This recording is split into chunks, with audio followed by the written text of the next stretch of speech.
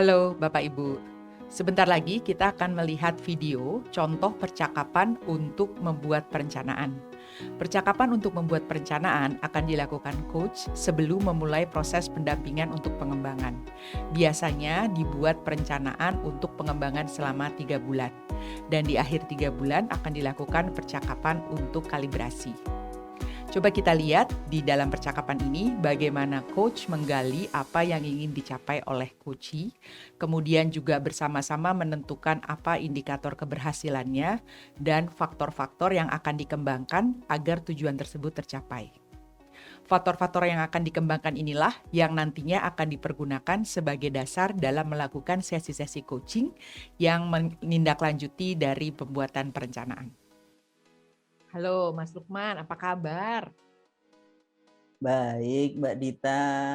Udah Alhamdulillah. mulai aktif lagi nih ya. Kita mau Iya. memulai ngobrol nih karena ini kan mau mulai kita kerja bareng nih ya Mas Lukman ya. Nah, supaya perjalanan kita bekerja bersama-sama dalam program ini enak gitu. Saya ingin ngajak Mas Lukman hari ini untuk merancang perjalanan pendampingan kita akan seperti apa. Gitu Mas Lukman. Oke ya, Siap, Mbak. supaya Mas Lukman juga tahu nih saya mau dibawa kemana sih gitu ya dalam percakapan seperti ini, dan sebetulnya arah percakapannya itu harus ditentukan oleh Mas Lukman. Nah, jadi gini Mas Lukman, aku mau tanya dulu nih sebetulnya. Ini kan kita akan kerja selama kurang lebih 1 tahun ya. Nah, 1 tahun ini tuh lumayan bisa dibilang panjang, pendek juga bisa. Nah, kita pengen lihat dalam 3 bulan ke depan aja dulu Mas Lukman ya. Kalau pendampingan ini bisa dipakai untuk membantu Mas Lukman mencapai suatu goal, suatu tujuan yang Mas Lukman ingin capai di 3 bulan ke depan, itu tujuan apa Mas Lukman yang pengen Mas Lukman capai? Nah, iya Mbak. Namanya kepala sekolah itu kan kadang kita punya banyak keinginan ya. Benar, bagus itu. Udah banyak keinginan, tapi realitanya kan kita punya berbagai keterbatasan ya. Nah, mungkin saya senang banget nih bisa dibantu Mbak Dita nih untuk mengurai ini semua gitu Mbak Dita. Jadi memang yang aku pikirkan tuh ada beberapa hal ya. Nah, harapannya sih nanti bisa dibantu sehingga bisa dipilih yang paling prioritas tuh yang mana gitu ya. Nah, kalau boleh aku sebutin tuh di antaranya itu kan yang di sekolahku ingin kembangkan adalah kemampuan leadership ya. Jadi bagaimana membentuk anak-anak itu memiliki kemampuan, paradigma gitu kan. Leadership siswa jadi ini ya Mas ya? Leadership siswa. Oke. Ya. Kemudian di sisi lain juga, tapi memang kalau leadership siswa itu kalau menurutku sih harus dibangun dari guru-gurunya dulu ya Mbak ya. Dari guru-gurunya dulu gitu kan. Nah, jadi kalau aku pikir ketika kami mendeklar bahwasannya kami adalah sekolah yang kemudian berfokus pada leadership siswa, maka paling tidak sih sesuai yang semangat ya yang sudah diberikan, yang telah diinspirasikan di sekolah penggerak itu kan bagaimana kita bisa mengembangkan kompetensi diri sebagai kepala sekolah dan juga guru-gurunya ya, guru-guru agar menjadi pembelajar sepanjang hayat. Nah, aku pikir sih kayaknya mungkin itu dulu ya Mbak ya, sebelum ke siswa aku pikir 3 bulan itu harus selesai dulu di guru deh Mbak. Di guru-guru ya? Di guru-guru dulu, betul. Oke. Nah, kalau mau ini kalau ngomong besarnya nih ya Mas ya, sebetulnya yang Mas Lukman ingin lihat dari guru-guru tuh, guru-gurunya Mas Lukman jadi seperti apa ya? Kalau aku pikir sih guru-guru sekarang itu harus bisa jadi learning facilitator ya Mbak ya. Punya beberapa peran ya. At least kalau yang lama itu kan sebagai mentor. Gitu kan. Dan itu kayaknya sudah mendarah daging ya. Pengen ngajarin Sedangkan kalau melihat perkembangan sekarang, guru-guru itu harus kemudian bergeser, tidak hanya sebagai mentor, tapi juga bisa sebagai learning facilitator dan juga sebagai seorang coach, kayak gitu, Mbak.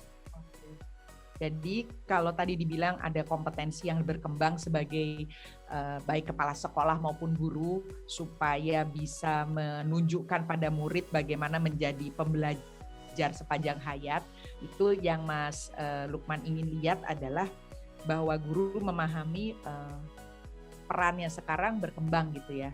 Jadi harus belajar nih ya jadi learning facilitator dan juga jadi coach selain yang selama ini mungkin jadi mentor. Ini yang paling sudah tadi mendarah daging bilangnya ya. Betul. Mas Lukman percaya kalau ini guru-guru bisa ke arah sana, maka sekolah itu akan bisa mengembangkan program atau mendorong juga berkembangnya leadership siswa artinya ya. Betul, Ya, betul, Mbak. Iya. Kalau aku pikir sih seperti itu ya. Bahkan aku pikir sih tidak hanya leadership ya, berbagai hal itu bisa dicapai ya. Artinya bagaimana memerdekakan potensi murid ya. Benar-benar murid-murid itu bisa menjadi seseorang yang merdeka berdasarkan potensi yang diberikan oleh Tuhan gitu, sehingga mereka bisa menjadi orang-orang terbaik untuk berkontribusi untuk negaranya. Oke, wow. NKRI. Tapi dan semua ini dimulai dari guru-gurunya yang siap menghantarkan mereka ke sana gitu ya jadinya ya. Betul. Itu Mbak. Aku pikir sih kuncinya di situ ya. Jadi kalau ditanya setahun mungkin aku akan berbicara murid-murid gitu ya. Tapi ketika ditanya 3 bulan pertama, aku pikir sih aku harus fokus ke guru-guru dulu deh. Oke. Nah, kalau guru-guru itu jadi sekarang sudah paham nih misalnya ya, mereka tahu bahwa perannya sekarang berubah gitu ya. Berkembang malah kalau kita bilang. Tidak hanya jadi mentor, tapi juga jadi seorang fasilitator pembelajaran dan juga jadi seorang coach. Itu tanda-tandanya apa, Mas Lukman? Bahwa Mas Lukman bisa lihat, wah guru-guru saya nih udah kayak gitu tuh, gitu. Itu tanda-tandanya apa buat Mas Lukman? Kalau yang aku lihat, pertama adalah masalah antusiasme belajar. Oke. Antusiasme belajar. Yang kedua bisa jadi ini Mbak,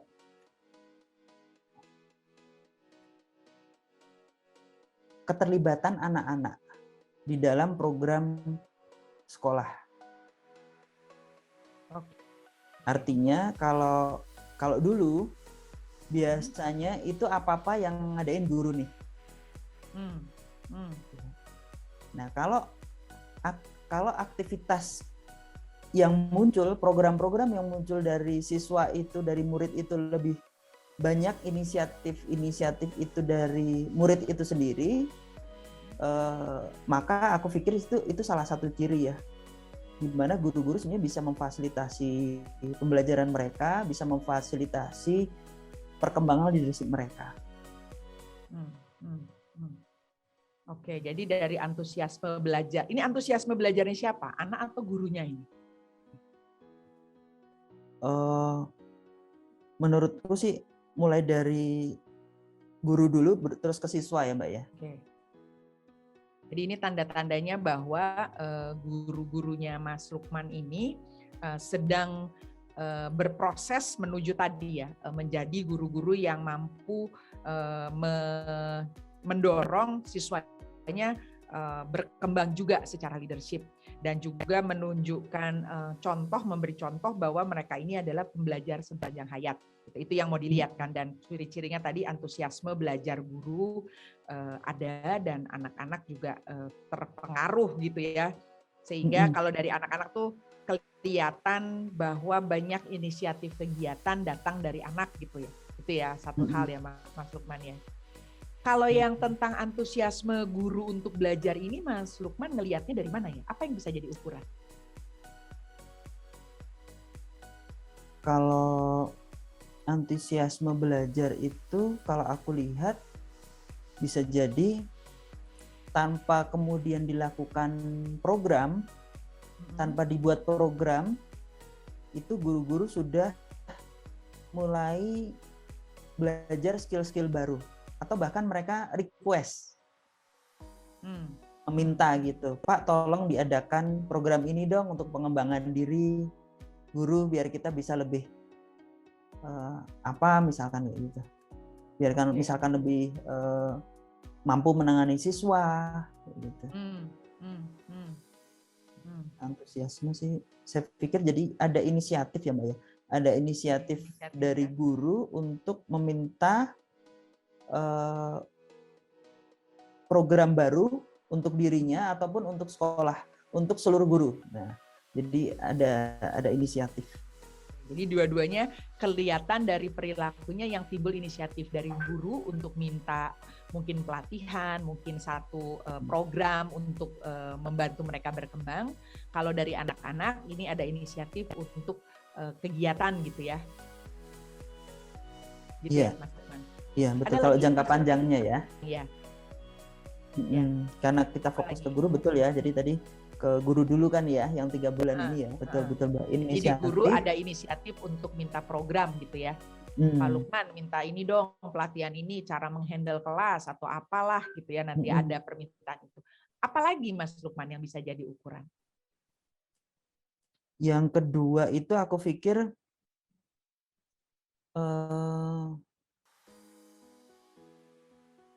apa yang kemudian dibuat oleh guru di awal. Jadi kan aku mau cerita sedikit Mbak. Pas awal tahun ajaran itu kan guru-guru sebenarnya sudah aku minta untuk buat individual development plan tuh. Oke.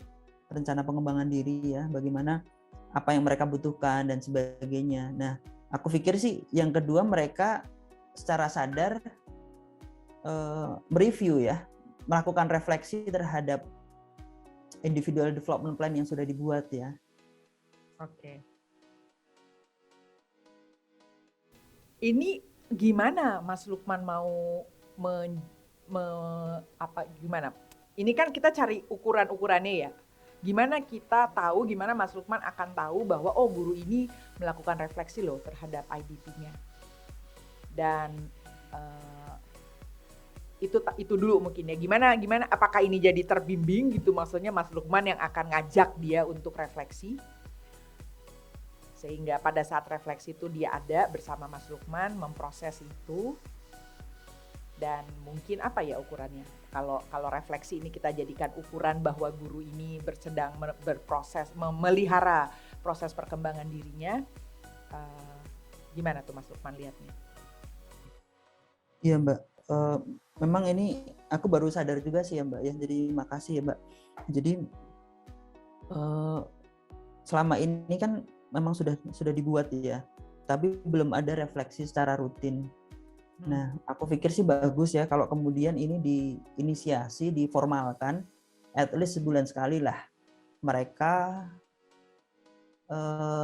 bisa jadi kalau secara simpel sebenarnya, secara ideal sebenarnya mungkin bisa one on one coaching atau group coaching gitu ya, at least kayak begitu. Tapi kalau kemudian situasinya keterbatasan waktu dan sebagainya, aku pikir dengan peer coaching juga sudah cukup membantu sih Mbak ya. Oke, jadi akan mendorong mereka untuk melakukan peer coaching 1 bulan sekali gitu ya? Betul. Oke. Mas Lukman akan taunya dari mana bahwa mereka melakukan itu? Perlu ada suatu sistem untuk mengamati atau? Betul Mbak, jadi kami itu kan ada namanya kinerja bulanan ya Mbak ya. Kinerja bulanan itu dievaluasi tiap bulan dan mereka harus mensubmit secara administratif ya reportnya.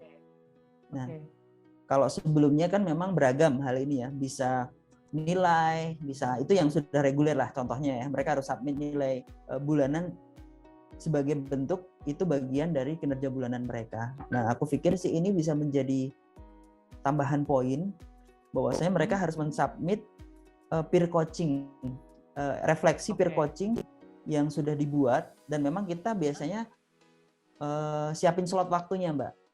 Jadi di pertemuan rutin guru itu kita akan slot ya mungkin aku pikir setengah jam at least lah, setengah jam untuk melakukan peer coaching itu, sekaligus mereka diminta buat reportnya, dan itu bisa menjadi modal untuk submit ya ke kinerja bulanan. Jadi kita sediakan tempatnya, ruangnya, kemudian juga kontrolnya juga ada.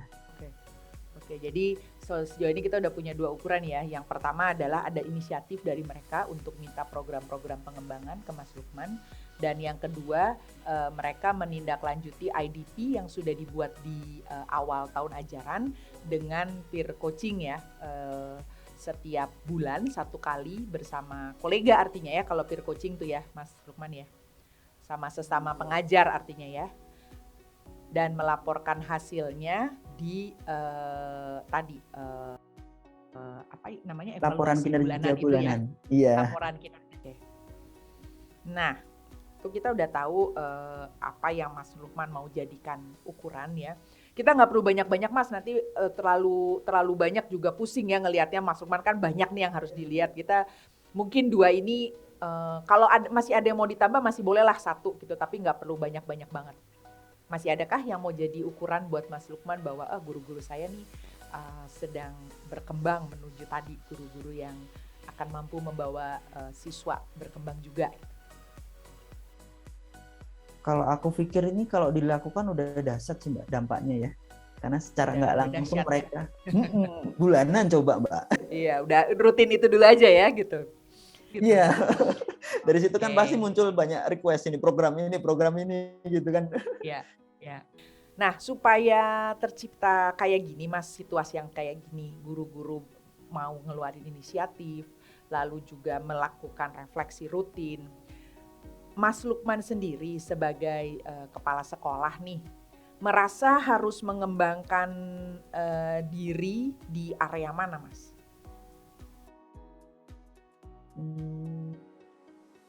Kalau aku sih, aku pikir aku harus menguatkan kemampuan memperdalam ya Mbak ya, memperdalam lagi bagaimana melakukan refleksi yang kuat, gitu ya. Pengembangan diri yang aku butuhkan ya, bagaimana kemampuan untuk melakukan refleksi yang kuat, dan juga dan bagaimana juga guru-guru bisa melakukan itu. Oke sih, itu poin yang selanjutnya aku butuh explore lebih lanjut ya. Oke. Ada lagi? Yang kedua,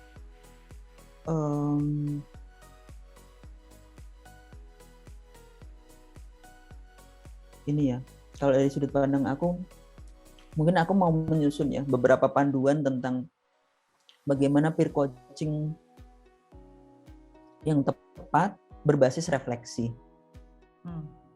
Ya, artinya produknya itulah masih satu related ya. Oke, membuat panduan melakukan peer coaching ya berbasis refleksi tadi ya. Oke. Ada lagi Mas yang mau ingin dikembangkan dalam 3 bulan supaya bisa mendukung ini semua? Mungkin itu dulu kali Mbak. Itu dulu ya. Oke.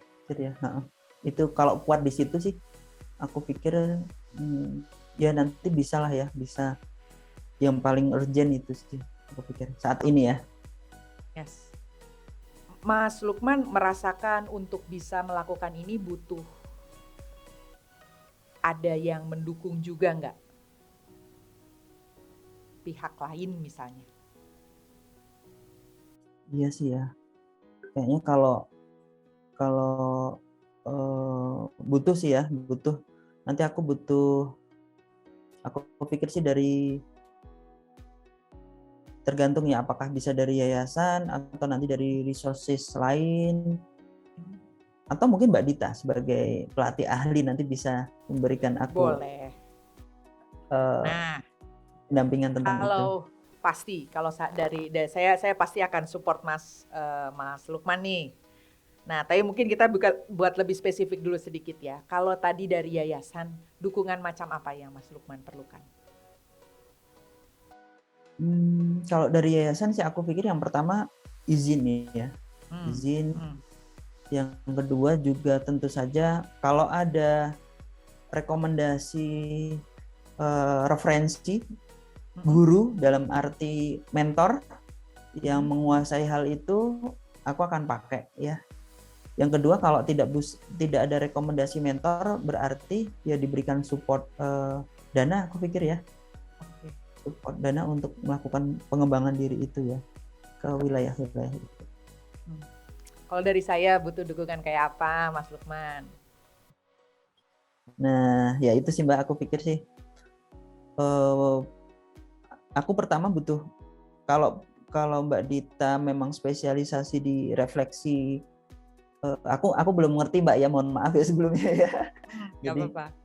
Apakah kalau memang punya latar belakang kuat di refleksi, aku pengen dipandu itu Mbak. Yang kedua, kalaupun tidak, mungkin nanti bisa dicarikan referensi gitu kan, kemana harus belajar ke siapa gitu kan.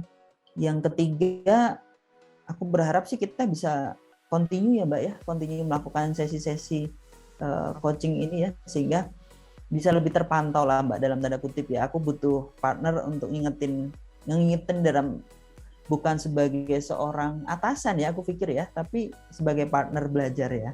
Oke. Kalau itu selalu available. Kita setiap bulan kan ada ketemuan juga nih Mas Lukman, tapi sebetulnya di sela-sela waktu pertemuan kita itu saya open. Kalau Mas Lukman mau kirim email atau WA untuk ngobrol sedikit, saya akan luangkan waktu untuk temenin Mas Lukman nih di perjalanan ini. Ya no worries kalau itu. Jangan sungkan aja Mas gitu, tinggal di WA aja kita ngobrol gitu. Oke, Mas Lukman terima kasih banyak. Ini saya udah kurang lebih kita sudah dapat gambaran ya 3 bulan ke depan kita mau fokus kemana. Jadi kita fokus mengembangkan diri Mas Lukman supaya bisa tadi mewadahi atau mendorong juga perkembangan dari para guru. Kita tadi udah lihat Mas Lukman pengen lihat apa yang terjadi di guru-guru, bahwa guru-guru ini bisa jadi learning fasilitator, bisa jadi coach, bisa jadi mentor, dan mereka paham ya bahwa perannya itu berubah meluas gitu ya. Dan indikatornya adalah Mas Lukman ingin melihat mereka punya inisiatif pengembangan diri, datang ke Mas Lukman nanti mungkin minta ini minta itu gitu ya. Dan nanti itu berdampak kelihatan juga dari anak-anak yang mungkin jadi lebih bisa berinisiatif. Dan yang kedua, ingin mendorong adanya refleksi terhadap IDP bulanan yang dilaporkan ke laporan kinerja bulanan. Jadi bisa kelihatan bahwa mereka memang juga punya perhatian terhadap perkembangan diri gitu ya Mas Lukman. Kita juga tadi udah lihat fokus pengembangan yang mau kita omongin dalam 3 bulan ke depan, dan juga dukungan seperti apa yang Mas Lukman butuhkan dari saya dan juga dari yayasan.